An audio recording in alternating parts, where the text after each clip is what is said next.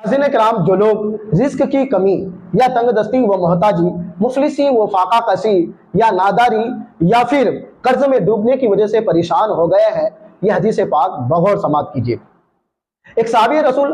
حضور پاک صلی اللہ تعالی علیہ وسلم کی خدمت میں حاضر ہوتے ہیں اور عرض کرتے ہیں، یا رسول اللہ صلی اللہ تعالی علیہ وسلم، دنیا نے مجھے پیٹھ کے پیچھے چھوڑ دیا ہے۔ ان کے کہنے کا مطلب یہ ہے کہ میں بہت محنت کر رہا ہوں، کوشش کر رہا ہوں، لیکن تنگ دستی اور محتاجی کے سوا کچھ بھی حاصل نہیں ہوتا ہے۔ تو حضور پاک صلی اللہ تعالی علیہ وسلم نے ارشاد فرمایا، کیا وہ تسبیح آپ کو یاد نہیں ہے جو ملائکہ کی تسبیح ہے؟ آپ نے فرمایا وہ تسبیح کیا ہے؟ تو اللہ کے رسول صلی اللہ تعالی علیہ وآلہ وسلم نے ارشاد فرمایا، جو شخص طلوع فجر کے بعد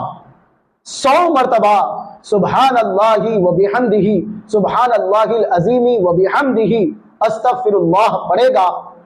اللہ تبارک و تعالی رزق کی بارشیں نازل